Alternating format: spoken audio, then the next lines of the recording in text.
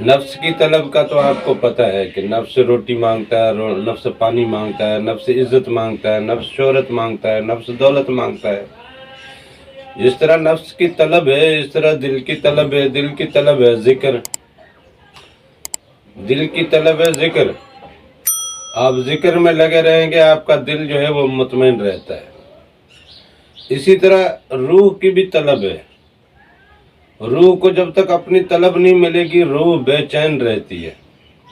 اس کو اپنی طلب کے حساب سے چیز ملنا شروع ہو جائے گی تو روح بھی یہ ہے کہ اطمینان میں اور سکون میں آ جاتی ہے۔ لہذا روح کی طلب جو ہے وہ ہے سیر۔ روح ہمیشہ سے شروع سے جب سے آئی ہے، جب سے تخلیق ہوئی ہے، یہ تب سے سیر میں ہے۔ ہم لوگ سانس لیتے ہیں تو سانس لیتے ہوئے ہمارے منہ سے ہوا خارج ہوتی ہے، ہمارے ناک سے اور منہ سے ہوا خارج ہوتی ہے۔ کبھی ناک سے سانس اندر لیتے ہیں، منہ سے نکالتے ہیں۔ سانس لینے کا اصل طریقہ تو یہ ہے کہ ناک سے سانس اندر لیں، کیونکہ ناک کے اندر جو ہے وہ مختلف قسم کے چیزیں اندر لگی ہوئی ہیں جس سے وہ ہوا صاف ہو کے ہمارے پھیپھڑوں تک جاتی ہے۔ وہ ناک کے اندر سسٹم میں اس طرح کا رکھا گیا ہے کہ وہ ہوا کو صاف کر دیتے ہیں، ہوا کو صاف کر کے پھر وہ پھیپھڑوں تک اندر جناب پہنچاتی ہے۔ تو سانس لینے کا اصل طریقہ یہ ہے کہ ناک سے سانس لی جائے اور منہ سے سانس خارج کی جائے۔ تو ایسے میں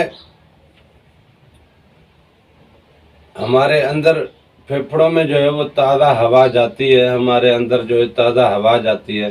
جب تازہ ہوا جاتی ہے تو وہ پھر اندر جو بھی مختلف چیزیں یا جو تھوڑا بہت گند ہو گیا ہے وہ پھر جناب جیسے ہم ہوا سانس کی خارج کرتے ہیں تو وہ پھر باہر نکل جاتے ہیں۔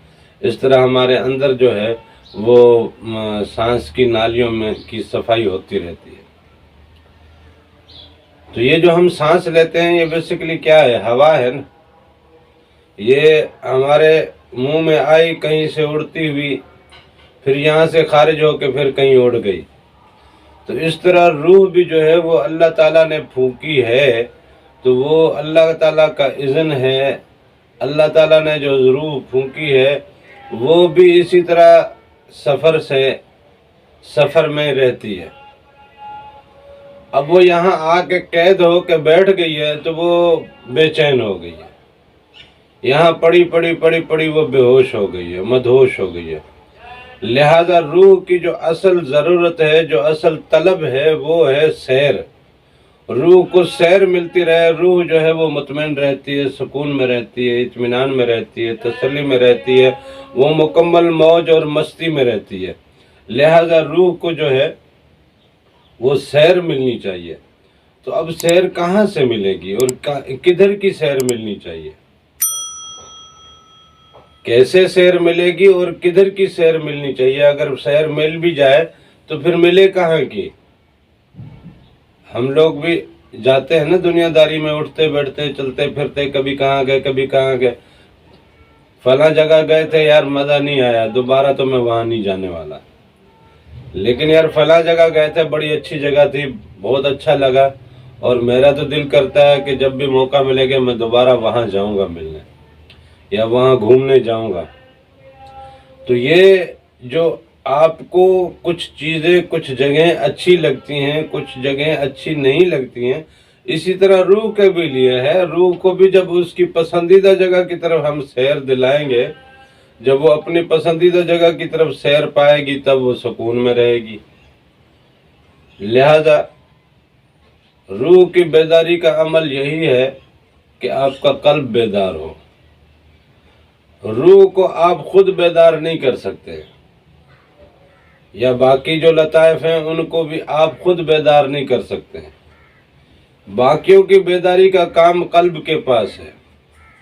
جیسے قلب پمپنگ اسٹیشن ہے پورے جسم میں آپ کے خون کو سرکولیٹ کرتا ہے، اسی طرح اسی دل کا کام ہے کہ یہ نور کو سرکولیٹ کرے گا. یہ جیسے خون کو سرکولیٹ کرتا ہے یا آکسیجن کو سرکولیٹ کرتا ہے پورے جسم میں، اسی طرح یہ نور کو بھی سرکولیٹ کرتا ہے. تو یہ جب نور کو سرکولیٹ کرے گا تب آپ کے باقی لطائف بیدار ہونا شروع ہو جائیں گے. تو اس کے لیے لازم ہے کہ آپ سب سے پہلے دل کو بیدار کریں، دل کو منور کریں. جب دل میں نور آ جائے گا اور دل منور ہو جائے گا، دل بیدار ہو جائے گا، تو یہ باقی لطائف کو بھی بیدار کرے گا. اب روح جو بیدار ہوتی ہے تو اس کی اصل طلب سیر کی جو ہے وہ پھر یہ اسی اپنی طلب میں نکل جاتی ہے. اور اس کی سیر جو ہے وہ عالم، جب اگر قلب سے یہ بیداری پاتا ہے، روح آپ کی اگر قلب سے بیداری پا لے تو وہ پھر نور سے بیدار ہوتا ہے. جب نور سے بیدار ہوتا ہے تو وہ نور کی طرف ہی پرواز کرتا ہے، پھر وہ عالم جبروت کی طرف پرواز کرتا ہے. عالم جبروت میں جب پہنچتا ہے تو پھر وہاں بیت المعمور میں خانہ کعبہ کے طواف میں لگ جاتا ہے. وہاں انبیاء کرام کی محفلیں اٹینڈ کرنا لگتا ہے، اولیاء کرام کی محفلیں اٹینڈ کرنا لگتا ہے. وہاں پھر جب یہاں سے پرواز کرتا ہے تو پھر حضرت ابراہیم علیہ السلام کی تعلیم گاہ، درس گاہ، مدرسے میں پہنچ جاتا ہے. ہم یہاں پہ کسی مولانا یا فلاں مولانا کے جناب مدرسے میں ہمارا بچہ پڑھتا ہے، اچھا یار بہت اچھا عالم دین ہے، اس کے پاس آپ کا بچہ پڑھتا ہے.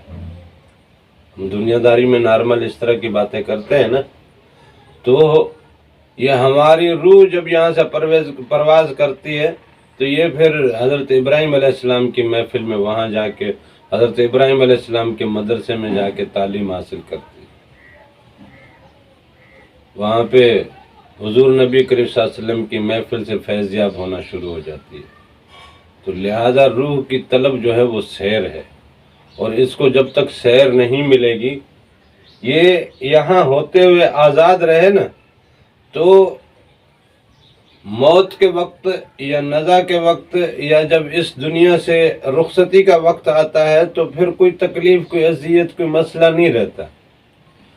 اب یہ ہے کہ وہاں کی سیر کا جو لطف لیتا ہے تو واپس اسے یہاں آنے میں بڑی تکلیف ہوتی ہے.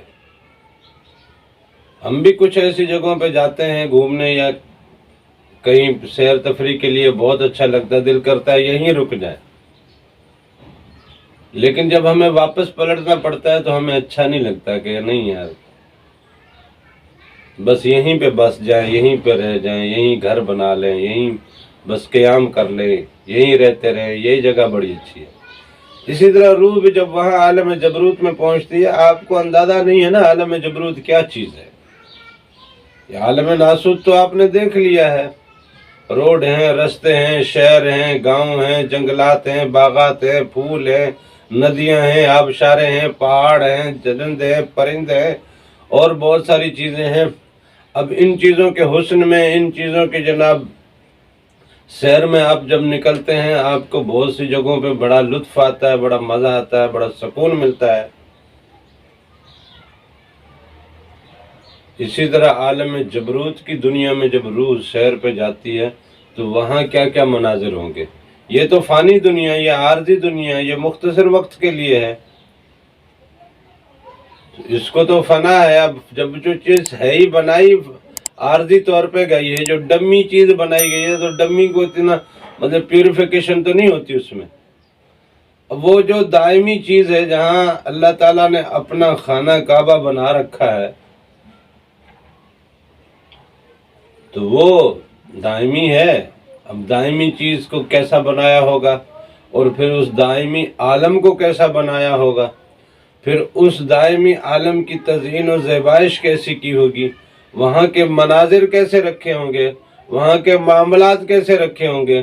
جب یہ روح وہاں کی سیر پہ جاتی ہے تو اس کا واپسی پہ دل نہیں کرتا. اور جب موت کا وقت آتا ہے اور اس روح کو یہاں سے پرواز کر کے وہاں جانا ہوتا ہے تو یہ بڑی خوش ہوتی ہے. تب کوئی اذیت نہیں ہوتی، کوئی تکلیف نہیں ہوتی، کوئی معاملہ نہیں ہوتا، بلکہ بندہ رضا سے، خوشی سے اپنے آپ کو اس عمل کے حوالے کر دیتا ہے کہ بس اب یہاں سے کوچ کر جاؤں اور ایسا کوچ کروں کہ واپس دوبارہ یہاں نہ آنا پڑے، اس دنیا سے پکا کوچ کر جاؤں۔ لہذا روح کی جو ضرورت ہے، روح کی جو خواہش ہے، روح کی جو طلب ہے، وہ ہے سیر کی۔ اس کو سیر دو گے، وہاں کے مناظر پائیں گے تو آپ پہ حقیقت کے راز آیا ہوں گے، حقیقت کے رنگ آیا ہوں گے۔ آپ کو اندازہ ہوگا کہ مالک نے آپ کے لیے کیا کیا تخلیق کیا ہے اور مالک کس قدر آپ پر مہربان ہے۔ تب جا کے آپ کا مالک سے جو ہے رشتہ مضبوط ہوتا ہے۔